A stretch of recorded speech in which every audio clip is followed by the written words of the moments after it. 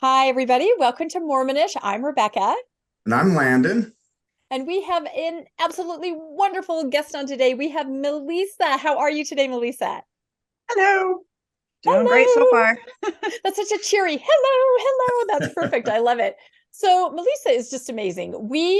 I want to say she popped into our lives because she really did. Landon and I run the Good Book Club when we're not doing Mormonish, and we have all kinds of new members that just kind of show up at our monthly Zoom meetings to discuss the book. And a couple months ago, this amazing person just popped in and we started talking. We're just like, oh my gosh, we really hit it off. We had so much fun. And within a month, we'd already made her a member of our executive board and we'd put her to work making slides. Melisa has to smile, right? She's like, yeah, it's great. It's true. It's true. Yeah, it's really fun. No, she's just a wonderful person. And so her story is extremely interesting as we got to know her a little bit better. And so we had meant to have her on. We're like, we're going to have you on, whenever you have time. She's a busy mom, whenever you have time. But over the weekend, there were some things on social media that really struck us. And we thought, you know what, we want to have Melisa on sooner than later because she's a person that can really address some of these things. Just very briefly, I'll discuss them and then we'll talk about them more later. But, we sort of learned that there may be some impending changes to the church handbook having to do and very impactful of the transgender community and not in a positive way. And we're hearing these rumors, these rumblings, and we just thought this is something that we want to touch on a little bit because this would be something that would have a very negative and detrimental effect on people in this community, loved ones, everyone around it. So in fact, we called Melisa last night. We said, have you heard this? Poor Melisa, what happened? It's been a day. New puppy being sick, schools being locked down. It was a day. It But I was a was still day, up. and we topped it off by telling Yep. her this news about this negative thing that may be happening, impacting this community that she's so involved in. And we just made her like completely. I may or may not felt have cried so a bit. bad. I felt so bad. I'm like, we are the bearer of terrible news. Anyway, that being said, and then and the same weekend, we're hearing that the wonderful Richard Osler, known as Papa Osler, who's such an ally, for the LGBTQ transgender community, and he goes around and speaks everywhere to build bridges between people and form community. And he's kind of being shut down and forced out as far as being able to talk at a fireside back in Missouri. Anyway, just some kind of negative information out there. And we thought we would like to talk to Melisa about this a little bit more as we get more into the program. So that being said, that's why we said Saturday, we're taping on a Saturday afternoon. We're like, we've got to get you on. So this is kind of ad hoc in the middle of everything, but we're really excited to talk to Melisa. So Landon has a bio that he's going to read, and then we'll just dive right into a conversation. Yeah, I feel kind of ridiculous reading a bio because Melisa is not just a guest; she's a friend, and so I feel Exactly. like I know her better than the bio. I felt But ridiculous writing it, so that's okay. But we'll go ahead Well, and read if her you want to bio. go off script, Landon, and you want to put We in your own take on Melisa. So I we I have to might, mention yes. the really fun part is that, Landon and I are in Utah. Melisa lives somewhere else. And we actually even connected in person a couple weeks ago, which was even more Yeah. amazing and bonding. And it just proves that sometimes you can meet people online. And as I've said before, they're not an axe murderer. So And we met her, and it felt like we already knew her yeah, like we'd yeah, met her for many times before. It was yeah, like just natural when we met her. yeah, and So not because just the few we get months, together. not even yeah, just a few months. I felt like I've known you guys for yeah. ages. Yep, Exactly. Isn't that absolutely. funny how So that happens sometimes, just like kindred spirits? I love it. All right. Do the best you can with the bio, okay, Landon, and then we'll just dive into it. I'll go for it. So Melissa's been married to her husband Brad for 23 years. They have 3 children who keep them on their toes and 3 dogs that knock them on their butts. This is Melisa writing, and this tells you Yeah. everything you need to know about Yeah. Melisa. This is her personality. Oh my gosh. Melisa It's was all born the oldest of 6 kids. She was raised in the church and never questioned if it was true. At 45, her brain broke and she could no longer see it the same. Melisa battles rheumatoid arthritis, loves beading and chainmail, and that's beading as in beads, not beating like getting Yeah. beat. Yeah. Yeah. Ooh, beautiful. well, I'm kind of tempted now that it's an option. A little of both, maybe. Yes.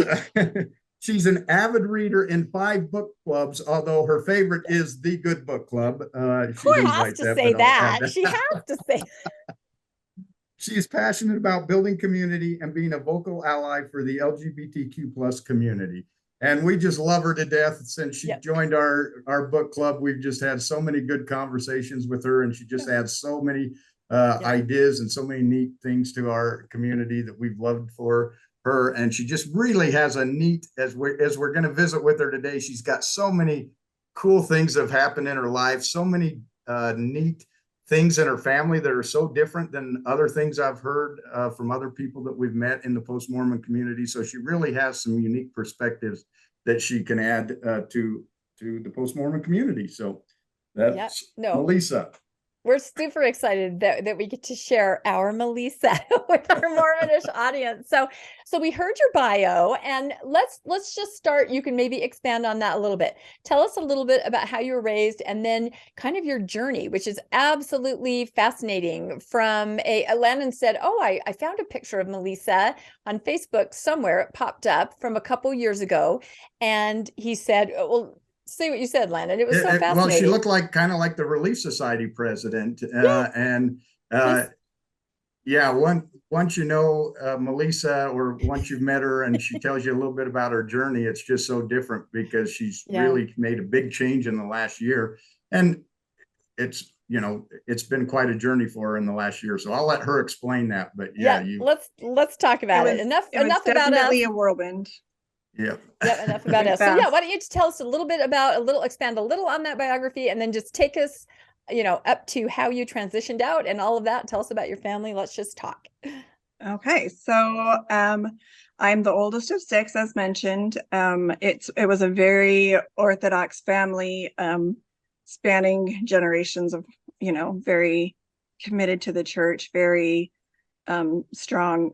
I was home for the summer and found books about our family that came over from Denmark, and just so much like that deep pioneer, longtime Mormon history was very strong in a lot of my family. So we're talking about, like, I think, for an example, I think when I was about 10 or 12, we were at a family reunion, and we all had this, I don't know if it was like a contract or a covenant or that we all signed that said, that we weren't going to watch R-rated movies, we weren't going to drink caffeine, we weren't going to use swear words, we weren't going to, just even the little things that maybe, even as a believing Mormon, LDS family, you might kind of say, oh, if we watch a PG-13 movie, or if we, drink a Coke, it'll be okay. And my family was like, nope, we are next level, we are this committed, here we go. And so that was just kind of like, the water I was swimming in. We're not drinking caffeine. This is it. Like,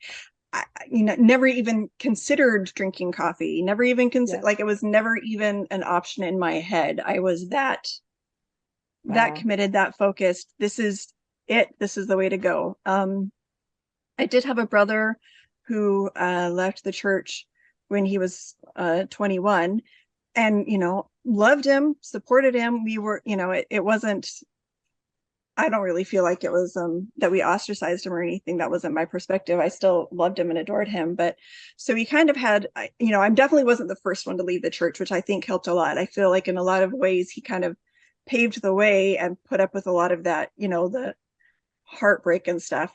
And I don't know that necessarily he's the one that caused as much of the heartache, because nobody ever really thought he was that invested in the church to begin with. So it wasn't like this, what just happened?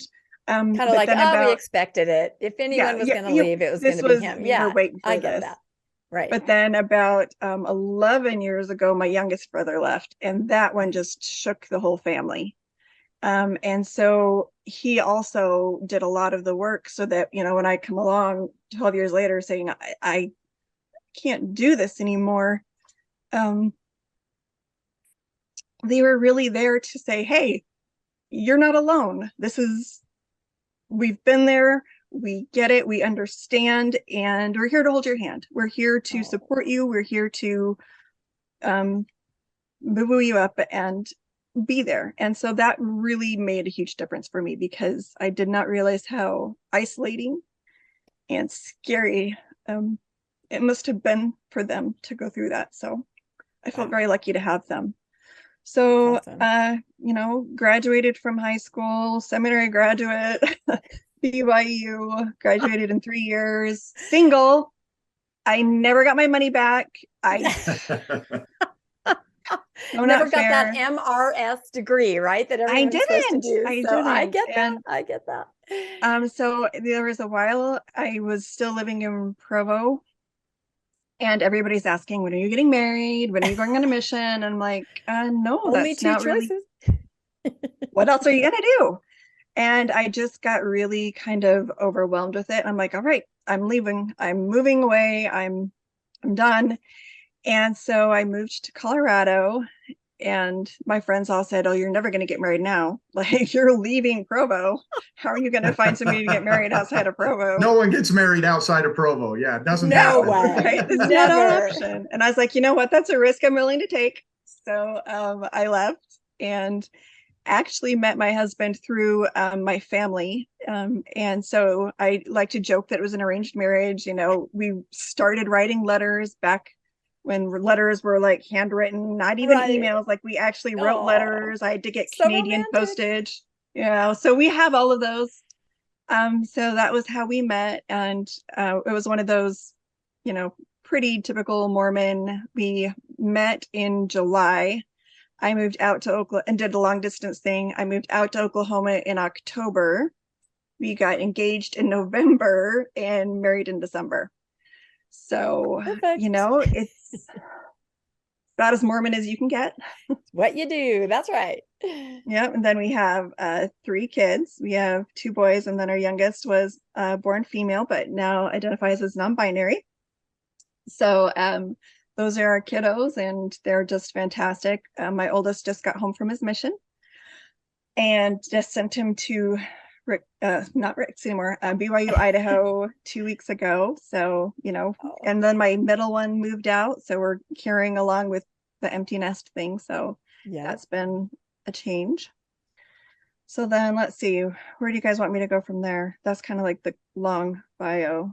No, that's not. And go ahead. So you were absolutely all in, believing Mormon until just about a year ago, right? You were you were a seminary teacher.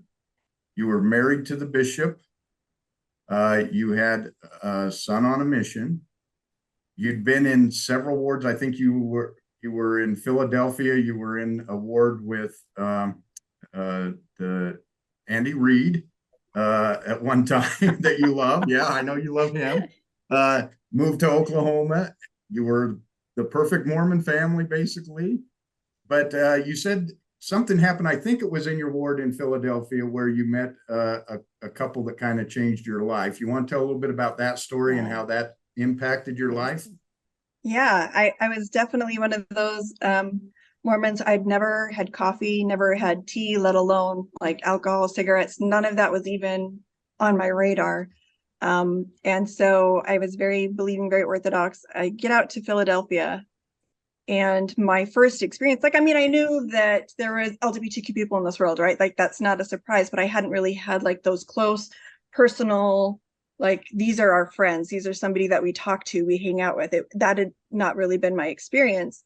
And so I met, Brad had been in a program with them. And so Aaron and Stephen had been married for a few years, I think, by the time we met them. And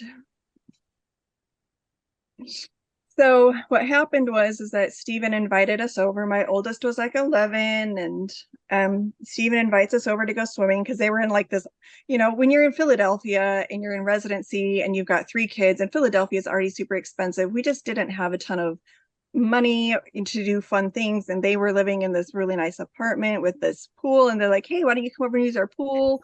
And I was like, oh, that'd be so awesome. So we go over there and we're using the pool, and he's letting us hang out. And then we went inside, and I think he had like strawberries or something for us on the table, and we're all sitting around eating strawberries and talking. And Stephen mentioned his husband, Aaron, and they are just one of those couples that are like couple goals. You can just see how much they love each other. You can just, their love for each other just kind of oozes off of them. It's just beautiful to see. And they're just the most lovely guys, and I just adore them. And so we're sitting there talking, and he mentions his husband, who he's madly in love with. And my oldest said, well, God doesn't support gay marriage. And I was like, oh my gosh, we're in their house. We're in their house. And I just was sitting there kind of like, wow, that sounds horrible. I love this couple. Their love is beautiful and strong, and frankly, something any couple would aspire to achieve. And God says that's wrong. And it just hit me to hear that, and to see Stephen's face fall. Yeah. When he had done nothing but love us and support us. It hurt deeply. And he was always lovely to us after that. He was always so sweet and kind, but he never invited us back. I wouldn't have either. Yeah. Well, your son was 11, right? Yeah. And so he just knows the very black and white things that he's hearing from primary. And so I'm sure that your friend, I'm obviously just, but didn't hold it against anybody, of course. And I'm sure No, he was lovely. He was wonderful. Exactly. And your son's a child, and they just say, I mean, kids all the time say, you're drinking coffee, or, all the time, the things they learn in primary, they have no problem telling adults. It's very interesting. But in this case, yeah, oh, I'm sorry that happened. That's just, and then you really internalized that, and you kept thinking about that. I mean, that's what I love about the part of this story, that you didn't just say, okay, that happened and now I'm moving on. Like, you couldn't get that out of your head. Well, the problem was for a while, when I internalized it as Melisa's wrong. Melisa doesn't agree with God. Melisa, right. There's something wrong with Melisa, that she is so happy for them. Like when they adopted their 2 children, and I was just so thrilled and joyful and happy for them. And I'm like, oh, I'm not supposed to be thrilled and happy. I'm not supposed to want to like scream and shout and like, whoa. And you're just doing this mental thing, because the church was true, right? The church is true. And this is therefore what God wants. And so I'm not agreeing with God. Therefore, you pray until you get right. You do what you're supposed to do. And if you have a struggle, then you pray until your will aligns with God, right? Your will is also always supposed to align with God. And so if it doesn't, then you're supposed to keep praying or do whatever it takes to get your will back in line with God, right? Yep. And my will was not in line with God. And so I really struggled with that. And I had a lot of, not necessarily arguments or discussions with Brad, but I was just like, this doctrine just really bothers me. It really, really hurts me. And I'm struggling with it. But I wasn't internalized yet, up until what happened was Brad was serving as the bishop in our ward. As mentioned, I was teaching seminary. I was really just one of those believing this is it, this is the way, this is the way, Mandalorian. And my youngest came up to me and said, I really need to talk to you. I need you to know that I'm an atheist, and I don't believe in God. I have never believed in God. I got baptized because that was what you wanted, and because I did not want to be rejected. And I sat there with him and I said, Colette, I love you. And there's nothing you could say or do that's going to change that. I said, look at my brothers. We love my brothers. We don't treat them different. You are going to be loved. You are going to be accepted. You are going to fit in this family. There is nothing that's going to change that in this family. You are us. And I think Colette really heard that and internalized that. And that kind of opened up the opportunity for Colette to open up some more. And so then Colette came up to me and said, all right, I just, I really feel like I need to let you know that I kind of identify as a lesbian, and it's just, I just don't think that I have that a normal attraction. And I said, hey, that's fine too. We're this church, we're Mormon, and you don't date till you're 16, so whether you're dating boys or girls when you're 16, I'm not worried about it, but you're not dating till you're 16. But when you get to 16, then you can choose if you're dating boys or girls. That's fine. That's not a problem. And so then, testing the waters a little bit more, like, Oh my gosh. little baby steps. And then Colette came up to me and said, I don't feel like my gender works for me. I don't feel comfortable in this body. And I feel like I identify non-binary. And so there was a lot, I think they were testing the waters. They were getting kind of like, how much can I come out? How much can I say? How far can I go and still be loved and accepted in this church? Because, as a family, we were attending church every week, right? And so every week,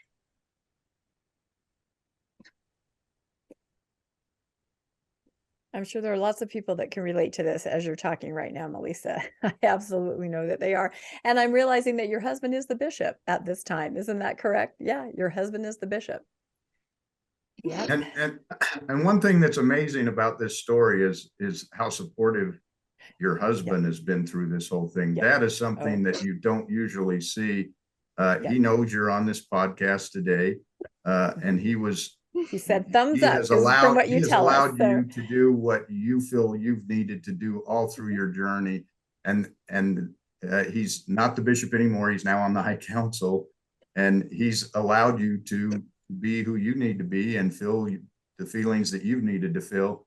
And I just say hats off to Brad. He has been the support that he's been to you and your family, and to allow each of you to have the journey that you've had has just been incredible.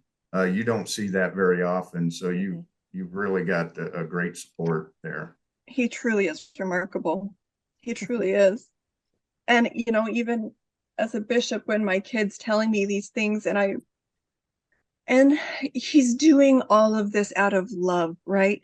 When he's trying to put limits and boundaries on them, he's doing it from a place of love.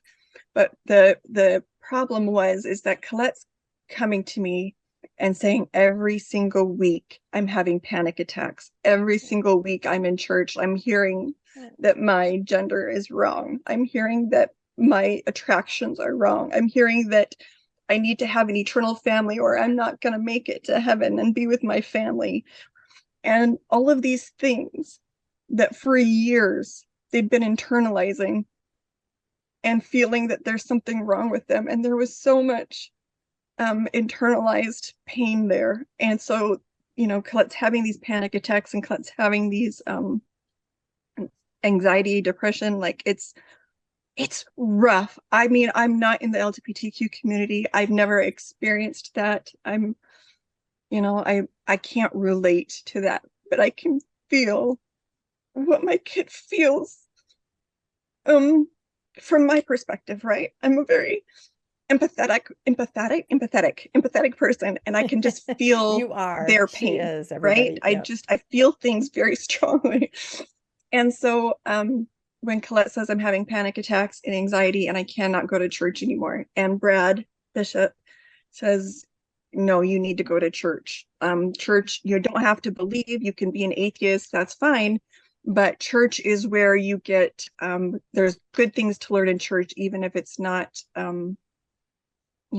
God, and there's community there, and you can feel the spirit there, and it's good for you. So even if you're not a believing atheist, you're still going, and it's not an option. And so Colette was continually having panic attacks, suicidal ideation. This was a really kind of miserable kid. And it was at this point that my middle son was a junior and starting his, well, kind of halfway through the first semester of his junior year. And he says, did I mention the dogs kick me in the butt on the regular? And so he says to me, I'm done with seminary. I think you guys are in a cult and I'm not doing it anymore. I'm not going to seminary. And Brad's like, yeah, you are. Oh my And gosh, Brad.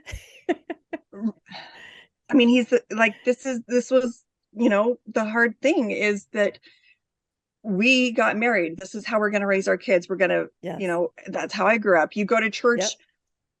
No matter what, you drive all night, you're still going to church. You're on vacation, you're going to church. There's no reason to not miss church unless you're sick, ill, and puking, right? Other than that, got sniffles, get to church. There's not a reason to miss church, right? And seminary, as long as you're in my house, you're going to seminary, right? And so Brad's, saying, well, Melisa, this is what we agreed to. We got married and this is what we were going to do, right? And then I'm coming along saying, I can't support this. He really thinks this is a cult. And if we're forcing, like Davin, oops, sorry. So yeah, Davin actually said, I told him I was going to do this. That's okay. I said, he said, if you guys force me to continue to go to seminary, I'm removing my names the day I turn 18. And so we're like, well, we freak out. And I'm like, Brad, let's take this back. Let's ease up on this because this is not helping things, right? Right. And Brad's like, nope, seminary is it. We have to do it. And so I realized that Brad's feeling this kind of, as the bishop, he's feeling this, and not even as a father, to him, the right thing to do is to force this, right? Because they'll feel the Spirit. They'll be taught things they need to hear. So this to him is the loving step. And so he feels, kind of like I'm not supporting him. And so I felt like the best thing to do would be to get into therapy, get a family therapist. So it's not that I'm trying to fight with him and it's, there's like an impartial third person, right? Right. So all four of us get into therapy and he says to Brad, for one, God didn't force his kids to believe. God didn't force his kids. Like God gives people the autonomy to make those decisions. So what you're doing isn't necessarily the God-like thing to do. And you also need to consider, is this what's best for your relationship with your kids? What is this doing to your relationship with your kids? And how much does that matter to you, right? And so Brad, bless him, really dug deep and really thought about it and said, okay, I see this. I can see the logic and what it's doing. And so, yeah, you don't have to do seminary. It's okay. But you guys still have to go to the first hour of church. So this is back when church was like 3 hours, right? Yeah. So he said, Colette, you can bring earbuds, you can bring like a remote, a phone, whatever, but you have to have button the seat. You have to be there. That's not optional. You have to be at church. And so I thought, okay, well, Brad came this far, so I can meet him partway, right? He came from where he was at and met us here. So I'm going to meet him here and say, okay, yeah, I will force my kid to go to church too. Even knowing that it was causing them that much hurt, I still did it. And so I've got a lot to work through with that. But so about that time, that was give you the date, January of 2020. Wow. So what happens? Perfect timing. A couple months later. Yeah. I really think it saved my kid's life. Wow. So all of a sudden, nobody was going to church, right? Right. Nobody's attending church, and the peace that came to our household when it wasn't this weekly battle of going to young men's and going to young women's and going to activities, and all of a sudden we could just be at home, and we could just be a family, and we could just be who we were. It was amazing. It was really amazing. And this was about, about the time when my mentality started changing from there's something wrong with me, that I'm not okay with this LGBTQ doctrine and stuff, to there's something wrong with them. The church is wrong. Because if I'm supposed to tell my kid, and guess what? You don't get to get married. You get to be celibate, or you get to marry somebody that you're not attracted to. Here are your options. And I'm like, whoa. Like, when I sat there and I started to, like, my kid's about to start dating soon. Can I tell them these are your options? No, I cannot. And if my love for my child is a fraction of what God's love is for my child, God's not going to do that, right? A loving God is not going to tell his kids your entire earth life gets to be alone. Like, I don't buy it. I'm out. Well, I wasn't out, not yet. I don't believe it. That's not God. And so then I spent some time in this space of, not that I'm wrong, but that the church is wrong, right? This policy is wrong, this doctrine is wrong, but the church is still true, so they're gonna fix it. They fixed their policies on Black people in the priesthood. They fixed their doctrine on where they're no longer practicing polygamy. Like, big, huge, massive parts of the church changed, right? Like, these aren't small little, like, getting rid of the third hour, or they're not policy changes, they're doctrinal changes. Yeah. Huge, which is what? Who huge knows? changes. Yeah. And so I'm like, and they're wrong about this too, right? They're wrong about this too, and it's gonna change. It's gonna be fixed, because God would never do this, so it's gonna be fixed and it's gonna change.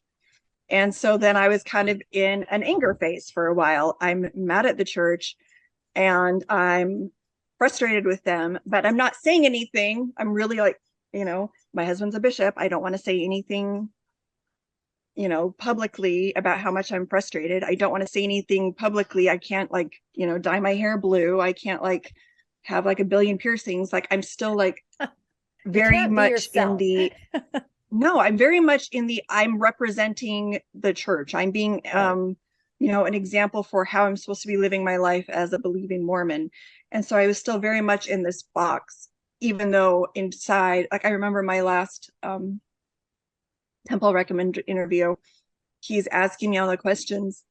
And, the one about, do you support any organizations? And I'm like, I've got to tell you, I cannot handle the LGBTQ doctrine and policy, and I'm just not okay with it. And he said, oh yeah, I hear you, I understand, it's okay, you can still go to the temple. And I was like, I don't think you understand, like, how deeply how deep this goes. But he's like, oh yeah, that's fine, we'll still give you your recommend. I was like, all right, still gotta recommend. So but I'm in this kind of place where I'm angry at the church, but the church is still true, right? So why would God do this? Why? And it's that thought stopping thing. I let my brain get this far, right, but then I have to stop it there, because the church is true and God's leading the church. So I can't take it that next step of what if, right? It's stopped here, right? My brain is not letting me go any further.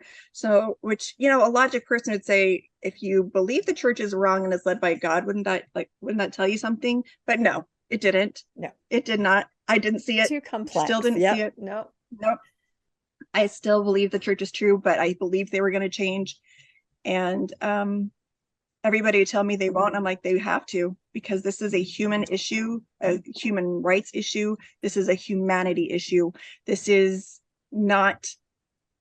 this is science. This is reality. This isn't like a spiritual other plane. No, this is humanity. And this is not optional. This is, because even the church changed from, it's something you choose to, this is how you're born. This is how you were made. So, I mean, they came this far and I'm like, how can you come this far and then miss the boat still? Right. So, this is how, and this is kind of embarrassing because people are like, oh, how did your shelf break? And it's like the most embarrassing story, but this is it. This is my reality. So what happened was, I hadn't been going for all of COVID. As mentioned, I have rheumatoid arthritis. So I'm on immunosuppressing drugs. So I get sick super easily. I catch everything. And so I'm like, I'm not going to church with, I besides my seminary, I had like 2 or 3 state callings. And in my ward, I was the nursery leader. I'm like, I'm not going back to teaching little kids. Yeah, you're not going to get sick in nursery. That's never going to happen. No, I'm not getting COVID. I cannot get COVID, right? Like, no. So I didn't go back. I just did the Zoom meetings. Right. And they would call me to give talks. And so I would say, all right, but if I'm giving a talk, I'm like up on the stand, right? And I'm not like mingling with the masses. So I'm up on the stand. I'm like, I could do that. So I would give a talk, and a couple months later, they said, we're releasing, it had been about 5 years. They knew that I hadn't been going to church for a couple of years. They knew that I had a kid out, then another a kid in the LGBT community, and another kid that was no longer a believer in the church. So I don't know. I don't think that had anything to do with the fact that they released him, because he really was a phenomenal bishop. But they said, okay, we're releasing Brad now. Would you be able to come and like bear your testimony? And I'm like, yeah, sure. And you get up there, and I just, it's not that I didn't say that the church is true. I just said, that I love God. I love Christ. I know Brad loves you guys. This is, just those kind of things. I focused my beliefs very specifically, or my words very specifically, right? And so Brad gets called to the High Council, and he's like, hey, it'd be great if you would come with me. I think you'd give fantastic talks, and I would love to travel with you. And because in Oklahoma, the wards are super spread out. It's not like Utah where it's every other block. It's like, that's 2 hours away. That's pretty common in the mission field, where the high councilman will travel with his wife and they both give a talk. In Utah, that doesn't happen. He just goes to the ward next door. But it's pretty common in the mission field for that to happen. So being the wife of the high councilman for 2 years is a big deal. Yeah. Oh, well, yeah.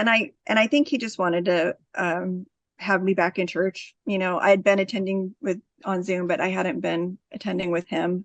And I think he just kind of wanted to have me back there, and it just meant a lot to him. And so I did. I said, I will teach, but I'm deciding what I'm going to talk. Like, I'm picking my own topics, because I'm still mad at the church, right? I'm like, I'm picking my topics. I'm not going to teach what y'all want me to teach. I'm teaching what I want to teach. So I talked about gratitude and God's unconditional love for us, and I didn't really say, I know this church is true or anything like that. Because I was still mad, and I was still frustrated, and I still like trying to figure it out, right? And so gave a talk with him in January, and every time I gave a talk, I said, I'm only here to give a talk. I'm not coming back to church because COVID. I'm still doing Zoom. And every time I gave a talk, I'd say that I'm not coming back as long as there's Zoom. Well, they decided to stop doing Zoom and said, we need everybody in their seats. Zoom is not an option anymore. We need you here in the pews, feeling the spirit, right? And so this was it, right? Like, I can't do this foot in, foot out, where I'm frustrated and mad, how am I feeling thing. Like, this is it. This is decision time. Can you go back and hear those things that damaged your child so completely every single week, or not? And if not, what does that mean for your eternal salvation, right? What does that mean for your soul if you're walking away from the true church, right? So if you're not going every week and you're walking away, what does that mean for your life, for your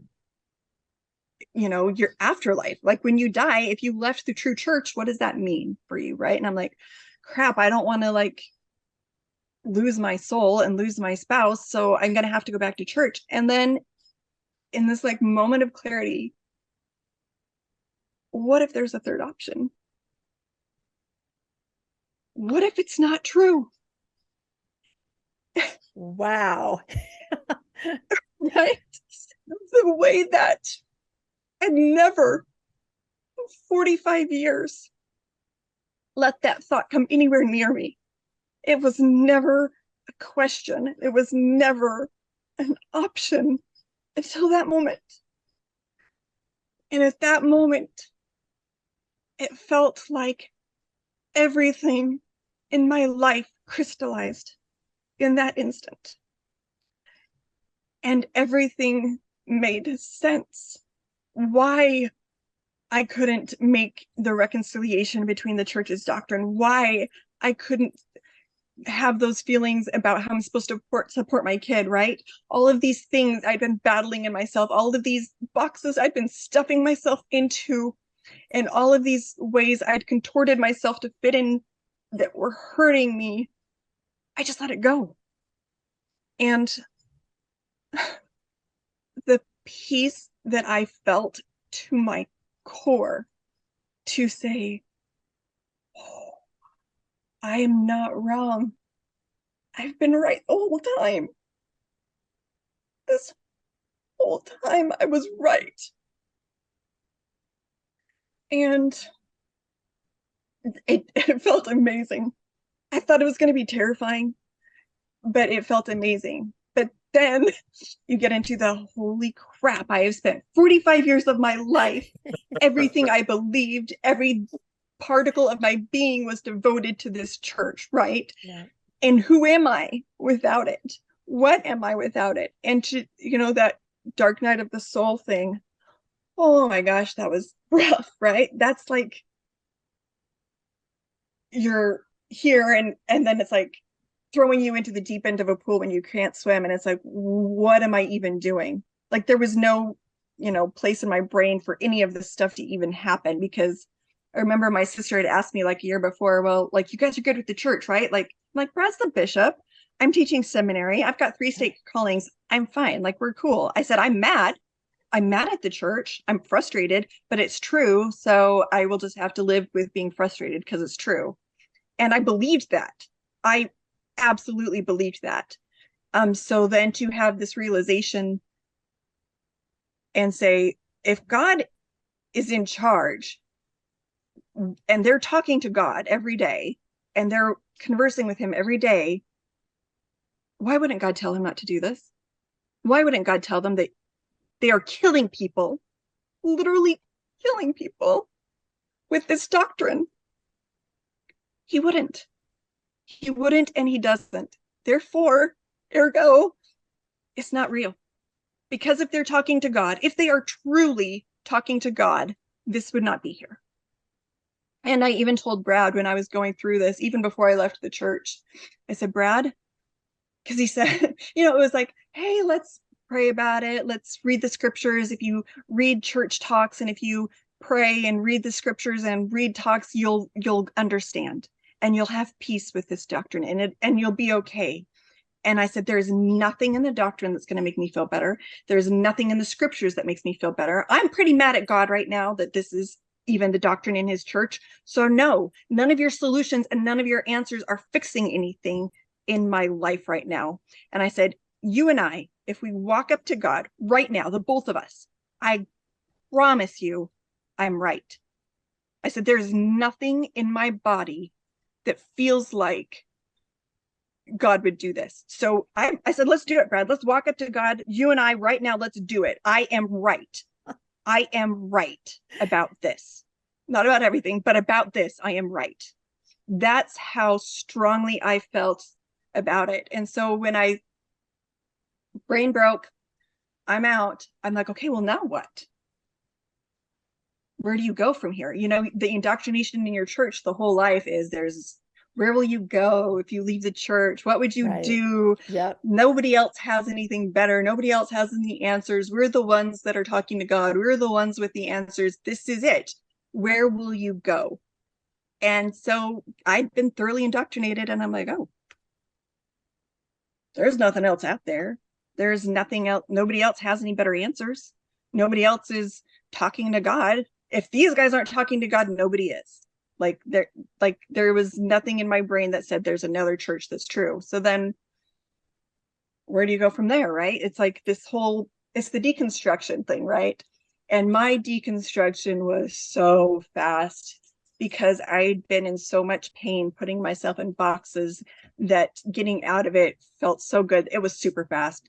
So I'm like, I don't think I've seen anyone who's been as fast as yours was. It was No. really fast, but you had an experience that really made it go, that really made a quick change for you.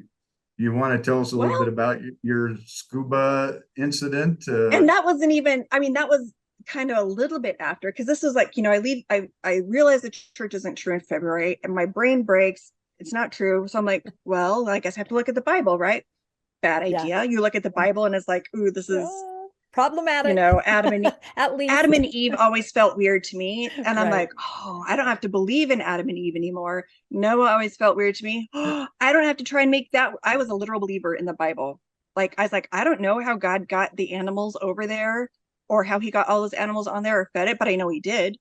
That's right. It's like I was a literal believer. I didn't believe in the 6,000 year earth. I was like, oh, well, each, you know, millennium is 1,000 years. You know, I made these things work in my brain. Right. And so when all of a sudden I'm looking at the Bible with new eyes and I'm like, nope, I don't believe any of that. Like, I'm done with that too. And so then I lost my belief in the Bible because Adam and Eve, Noah killing all of the Egyptian young, like, nope, I don't believe any of this. Yeah. Like, I don't see God in any of this. So then you lose the Bible. So not a Christian anymore. So then where do you go from there? And so I was like, okay, well, there's some like, you know, nebulous spirit thing who, you know, maybe loves us, maybe supports us, is trying to like get us on a journey. Like, there's some spirit out there. There's something guiding me. I just don't know what it is. Right. But there has to be something out there. But even like stuff like the, you know, the Black people in the priesthood stuff, all of that, I was like, oh, I don't have to make any of this work anymore. Like all of it. I don't make any of this work. It's all just garbage. And it felt so good. So I'm feeling great. I mean, it was hard, not going to lie. It was kind of devastating for a minute to be like, everything you ever thought was true all of a sudden is gone. But it felt so good to not have to excuse and justify things that were just horrible, right? And so I'm all of a sudden I'm like, okay, so let's look at this nebulous spirit thing that I can call on if I need help or that will support me, right? So I'm going kind of in this vein for a couple months. You know, my shelf broke in February, May. I am scuba diving with Brad and Colette, and we've done night dives before, and it's, you know, it was always fun and we loved it. And so we're doing this night dive, and it was a shore dive. So a shore dive is where you swim out, walk off the shore, swim out, and then you go down. Well, the dive master was an idiot, and the lights that we had were basically garbage. There was no lights. I mean, it was just kind of terrifying underwater when you can't see anything. Like, I couldn't even hardly find Colette. Like, I spent the whole time trying to find the dive master and Colette. I didn't even enjoy anything else because I'm like, where's my kid? I was holding Brad's hand the whole time, like death grip. And I spent the whole time like, where's my kid? Where's the dive master? Where's my kid? Where's the dive master? Like, and it was just miserable. So he finally says, let's go up. And I'm like, hallelujah. We get up to the top and he's like, all right, so inflate your BCDs. We're going to float on our backs and just kick back to the shore. So inflate our BCDs and we start kicking, right?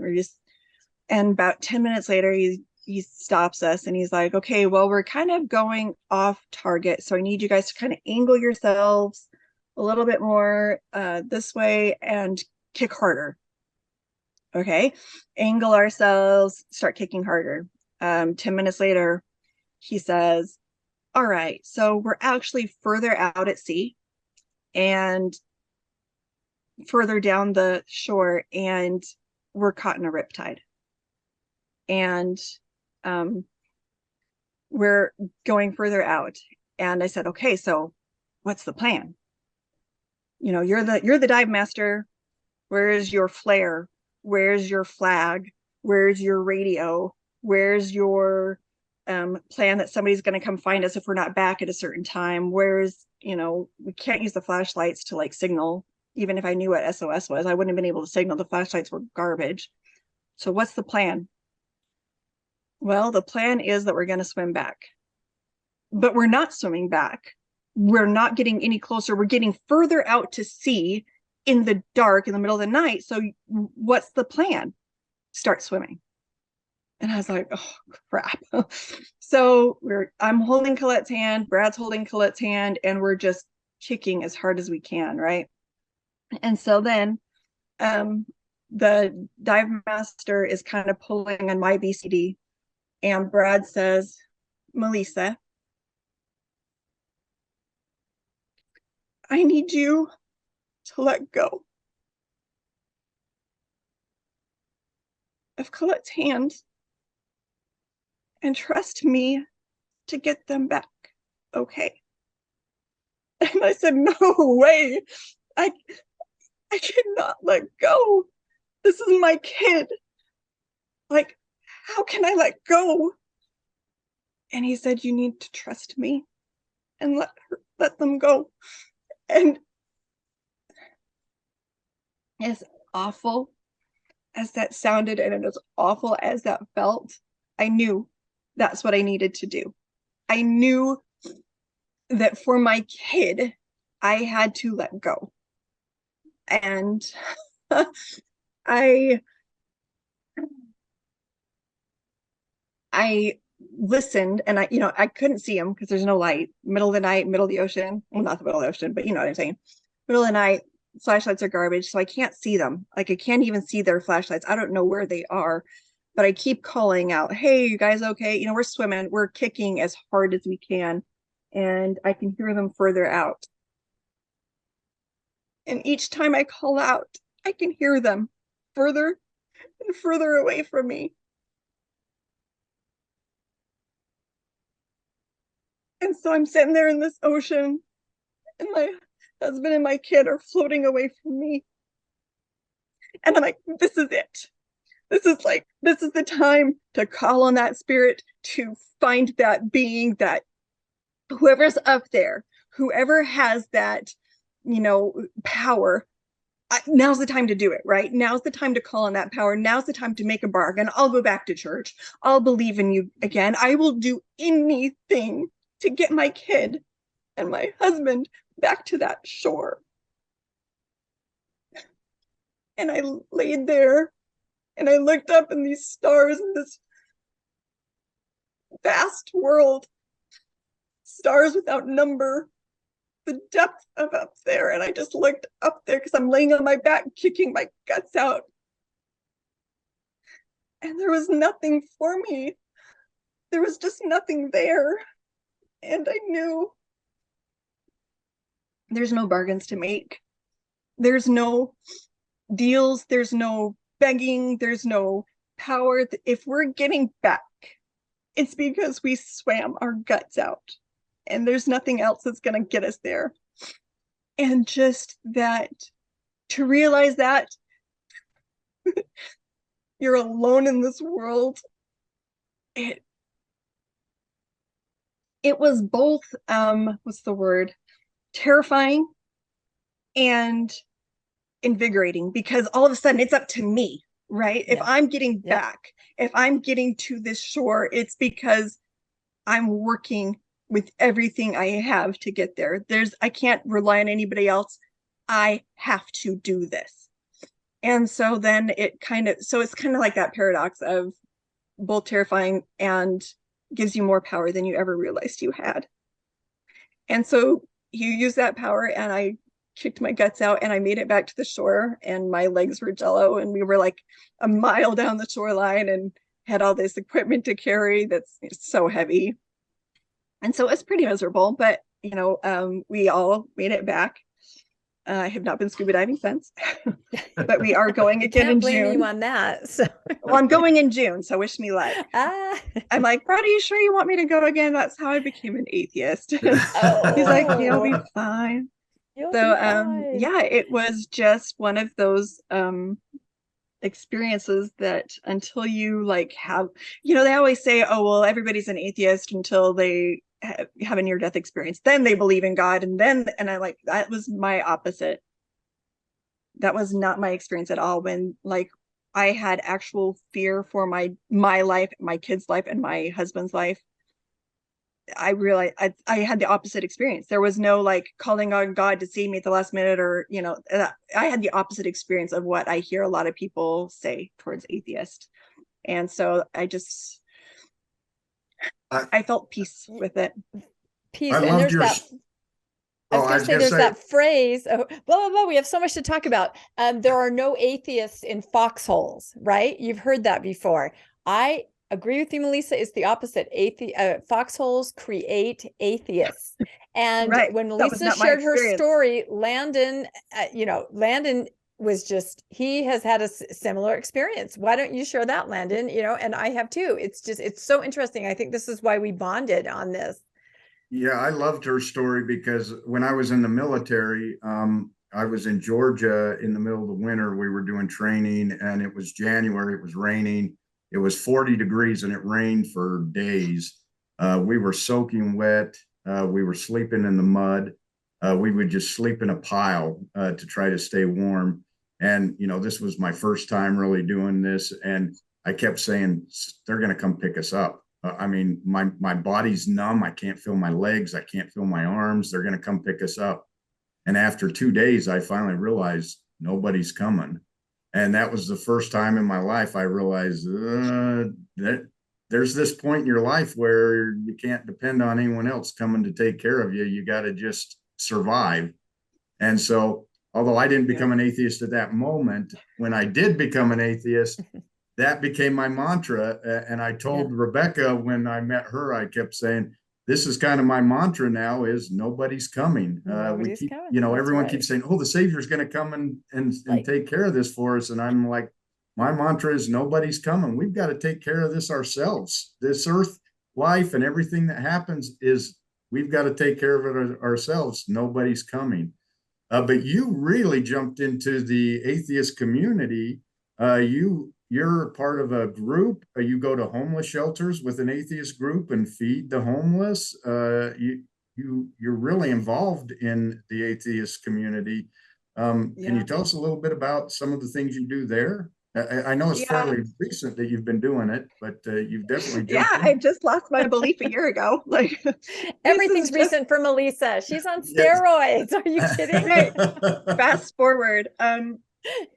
And I think that's kind of the thing that I am passionate about community. I am passionate about helping people feel like they have a place where they're not alone. Whether I'm doing it online or locally, I started a group for local other women who have locally who have left the church. I host parties for the post-Mormon community in Tulsa for men and women. I want people to feel connection, because the isolation that I felt going through this was probably one of the hardest parts, because you feel like you're alone, you feel like you're the only one, and not only are alone or the only one, you're doing it contrary to God's wishes. I'm doing it against Brad's wishes. I'm everything is fighting me on this, and I felt so alone with it. And so I did create a lot of communities, and my own communities. But then my friend in December, so 5 months ago, we were out for dinner, and she was saying, oh, well, I'm going to this book club next week. And I'm like, book club? Like, tell me more. You are a serial book club joiner, Melisa, which is wonderful. It's a good thing you're a speed reader. She reads how many books a day? Oh my goodness, it's incredible. 2 times speed. I like everything's at 2 times speed. And I listen while I'm doing everything, driving, taking care of dogs, doing dishes. I always have some book going. I really do just love to learn. And here's the thing, I should probably backtrack a bit. When I left the church, I didn't even know Mormon stories existed. I didn't know about the CES letter. I didn't know, like, none of that was anywhere in my realm of experience. Like, there was nothing there in my head that said, oh, look for the truth claims. The church might not be true. Look at this history. I was like, oh, God's got this. I don't understand. It's all fine. Nothing to see here. These aren't the droids you're looking for. I didn't know anything. Right. So I realized it's not true. And then I'm like, what else do I not know? Right. So then I'm jumping into all these books, and I'm jumping like obsessively listening to podcasts, like, oh my goodness, I had no idea. Like, I had no idea about, like, oh, so many things. And so my brain is like expanding, and I'm like learning all of this stuff. And I'm like, holy cow, I was told this wasn't true. I was told this wasn't history, and I'm like, oh, and it just, so I'm absorbing all of this information, right? And so joining all these book clubs, reading all these books about personal development, about brains, how your brain develops, how your brain interprets religion, all of these things. And so she says, hey, there's a book club. And I'm like, heck yeah, sign me up. So it's the Atheist Community of Tulsa. And so I show up there and cry. Like, I'm a baby atheist. Like, I've never done anything in the atheist. This is new to me. Like, I just don't know what I'm book, so I'm here.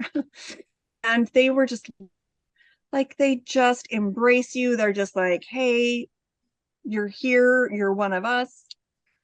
And that helps, right? That to feel when you're in the Mormon church, and every week is something, sometimes every day there's something. There's 3 hours or 2 hours of church. There's, Relief Society activities, and there's word activities, and there's young women's activities. There's so much stuff, and there's so much community there, right? And the loss of that is really hard to let go of. So get in the atheist community. They're like, come on in. And they're welcoming to their book club. They're like, oh, we also have game night, and we also have service projects, and like they have a game night every week. They're like, we have we have 2 educational things, 2 fun things, and then 2 service things every month. And so it's busy. It's not like this club that just kind of sits there. I mean, the Atheist Community of Tulsa is out there. We go to a homeless center, day center, every other month, and then the opposite months we're cleaning parks. They go to Hope Testing Center and help build kits. I mean, they're putting themselves out there and trying to serve, and yet they're also trying to teach. They have had people come speak on trans issues in Oklahoma, because there are so many trans issues in Oklahoma. So they have speakers come and teach on all these different breadths of topic, how to show people that atheists aren't scary. Why put yourself out there, right? So that's what happened. My first meeting, I go to my very first Atheist of Tulsa, like the educational meeting, not the book club, but the actual meeting. And I show up there, and they have funeral potatoes. What? Funeral potatoes. You're like, I'm not lying. I'm home. I'm not lying. And I said, this is how we know that funeral potatoes are true. It's true for everybody. That's right. It transcends everyone. Yes. Oh my goodness. Funeral potatoes are true. So they have their funeral potatoes, and I'm like, oh, I'm home again. And the speaker talks about how atheists kind of have a bad rap, right? Mm-hmm. There's not, like, people are kind of afraid of atheists. And he says, we need to be willing to put ourselves out there. We need to be willing to be visible as atheists, because I hadn't really put anything out there, right? I'm still kind of like, it's nobody's business but mine, and so I hadn't said anything, and I'm like, you know what, I see what he's saying. And so I'm like, all right, I'll go ahead and be a visible atheist. And it went spectacularly horrible. It was just, you didn't bring it up on your high council circuit, did you? That I can see how that wouldn't have gone over very well. Like a ton of rocks. No. Exactly. Oh, but the thing that was beautiful when I did come out as atheist, and I got a lot of that, I think what was said was that atheists are lost bitter souls with nothing to live for, or something like that. It was just angry, fearful atheist. Yep, that's what we and my page. So while that hurt, my page blew up with all of my friends, Christian mostly, Mormon mostly, from all of the places I lived, like from places like Michigan, Philadelphia, Wisconsin. people I hadn't really lived next to for 10 years are hopping on my page saying, whoa, buddy, like if Melisa is saying we're out there doing the service project, want to come, why would you, like, this is Melisa here. Let's not like attack her. We all love her. Stop. Right. What are you doing? You're making us look bad. Stop it. And so I feel like even if it wasn't necessarily, it didn't feel like it went that great. I think in the long run, what it did was I felt loved because all of my friends came from years ago to rally around me. And that was special for me to feel that love and to feel that support from Christians, Mormons. Well, Mormons are Christians in my opinion, but you know, everybody came and rallied around me, and that was very helpful. And so I kind of feel like, you know, as my mission is to, I was so alone and so kind of scared. I'm willing to be vocal and put myself out there so that if somebody reads it, they know that they're not the only one. If somebody is questioning their place in the church, if somebody is questioning their belief in God, they're not the only one. I'm here. Me too. Call me, talk to me. You're not alone. And so that's why it's not my nature at all to do something like this or to do something like that. I'm kind of like, I'd rather just kind of, you know, be behind the scenes, make stuff happen. But I realized that me sitting and being quiet isn't doing what I feel like I need to put out into the world. I feel like I've got to put stuff out into the world. And so now I guess that brings me full circle, because now here I am. And I spent so many years saying, oh, I can't say anything. Brad's a bishop. I'm a seminary teacher. I have to keep my opinions to myself. And all of a sudden, all these fetters are off. And I'm like, I will never be quiet again about something that is wrong. I will never shut my mouth and accept somebody else's authority over me. Nobody has authority over me except for me. And nobody will ever shut me up again. And that's what's so great about Brad is he's like, yeah, you know, because I've had people say, why can't you stop talking? Why can't you stop, you know, being so mean at the church and, you know, bashing the church? I'm like, I'm not bashing the church. The only thing, like, there's so much, like, if I wanted to get into like church history or, you know, so many other current issues, I could. My focus, my only focus when I post things about the church is LGBTQ doctrine. Yeah. It has to change. People, my people are dying and I don't accept it, and I will not shut up. And I said, you know, if I'm hurting you by what I'm posting, I will respect your boundaries. I will not post things at you, but you're going to have to block me, or you're going to have to like turn me off, because I'm not going to stop doing it. You put whatever boundaries you feel comfortable to protect yourself from me and what I'm saying, but I will never shut up again. I shut up and let people say things to my friends. I shut up for 10 years and didn't protect people who needed to be protected, and I'm never going to do it again. And so I am as loud and as vocal and as, and I mean, maybe it's a target. I'm going to put myself out there as much as I need to let people know that there's nothing wrong with them, that they are loved, they are whole, and there's nothing to change about them. And I'm going to keep doing it until everybody knows it, and keep just, you know, there's nothing in me that prays, but I just, everything in me wishes that this doctrine would stop killing people. And that's where I'm at right now. I'm just being as loud as I can and trying to mitigate the hits of people that are saying, Melisa, please stop doing this. Because I can't. I won't. You're even working on a short book right now that you brought out when you came out and saw us, that we got to read a little bit about. You want to just talk she's so talented, everybody. She's absolutely talented and passionate and a protector of people and just wonderful. So this project we were so excited about. Yeah, please tell us about that. as much as you're Yeah. comfortable sharing. I mean, Yeah, we know it's in the it's works, so, but it's a it's a little little, intimidating. I'm not gonna yeah. lie. Like writing a book, like that's not my skill set, right? That's not really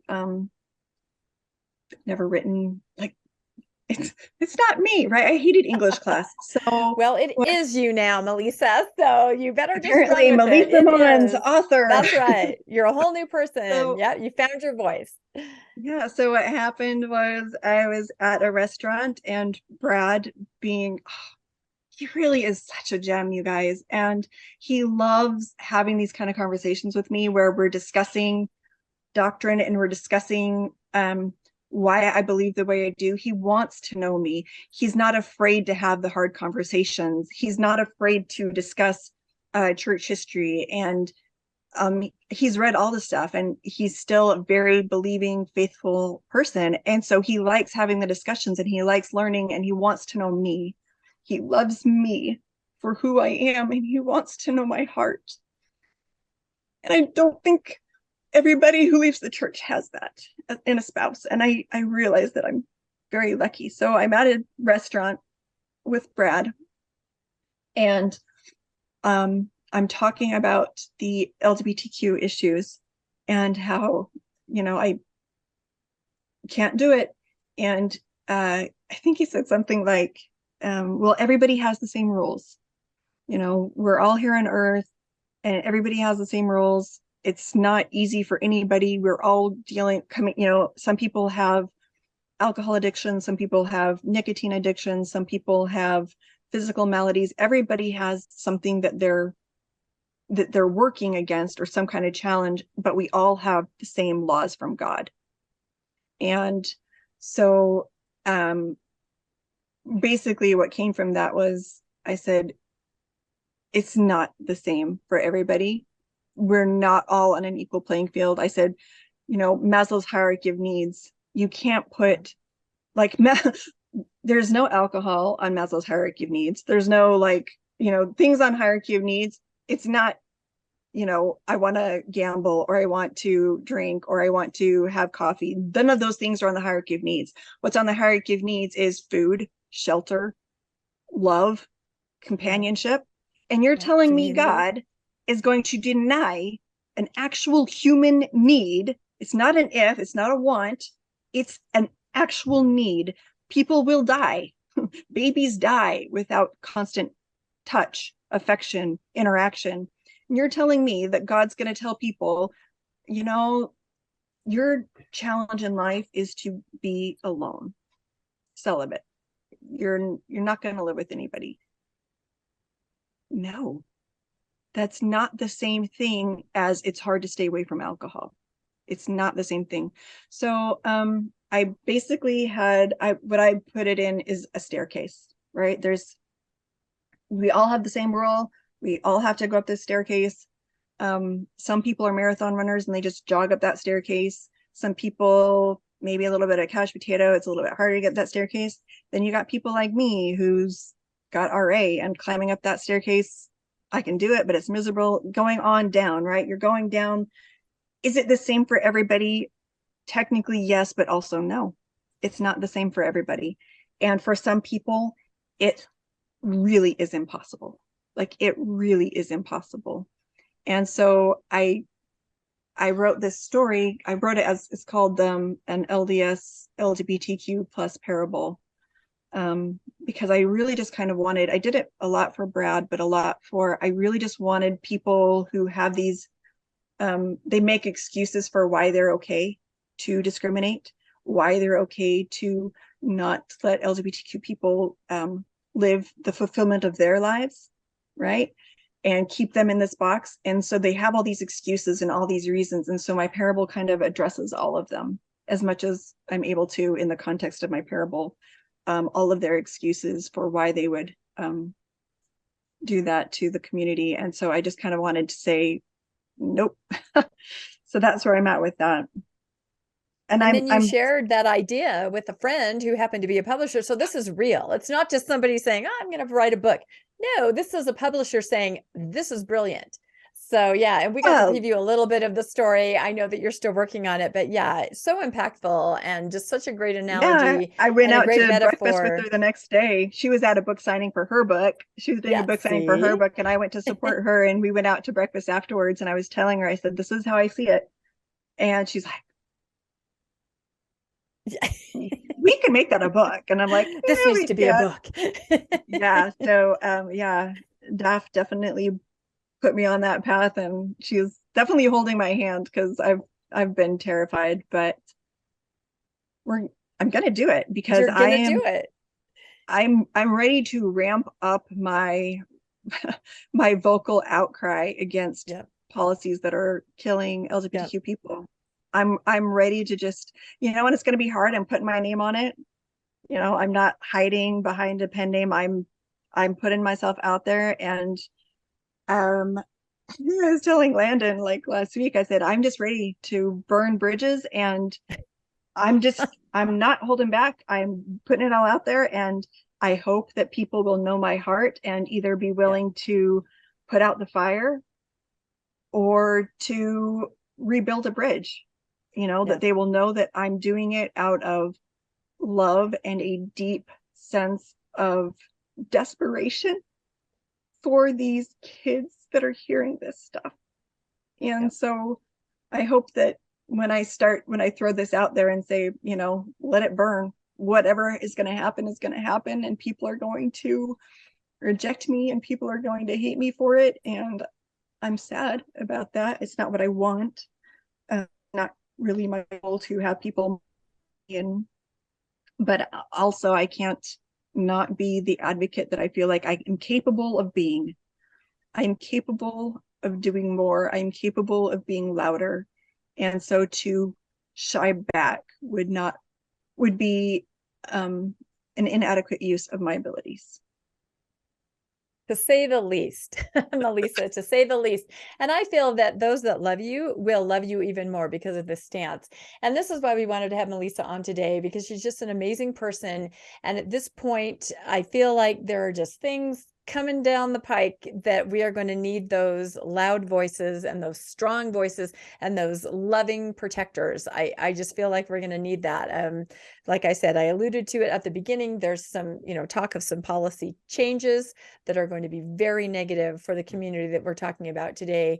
And, just some other strong voices that are trying to be shut down, like Richard Ostler and others. So I just felt this was a time to bring this out. I think Landon and I both agreed. We said, this is the time that we need to start talking about this to prepare for this kind of, and I'm not trying to be like a fear monger. I'm not trying to do that. Oh, it's not, but I'm saying that you see these signs of things that are just happening, the way things are going a little bit. And so we all need to remind ourselves, I think, or think about how do we feel?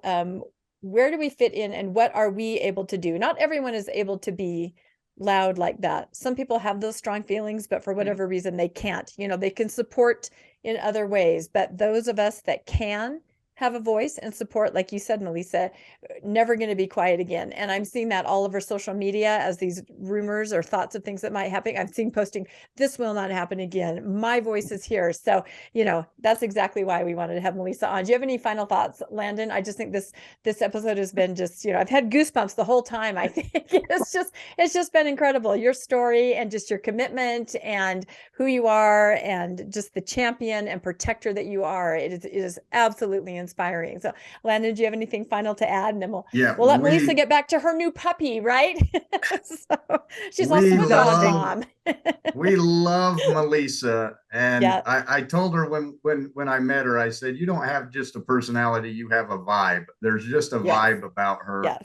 that just enlightens everybody.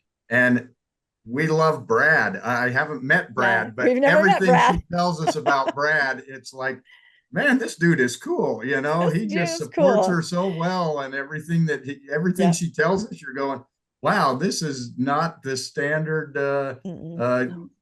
believing high councilman or bishop. He supports her so well. And I just kudos to him. But I think that everyone who has watched this podcast is going to just fall in love with Melisa too and see why we love her so much. So thank you so much, Melisa. We loved having you, and we just love you and can't wait till we see you at book club again. I know. I know. Do And you it's guys want funny to hear a because, funny story? oh, yeah, tell a funny story real quick. So I was writing my atheist story and for a publication, which yeah.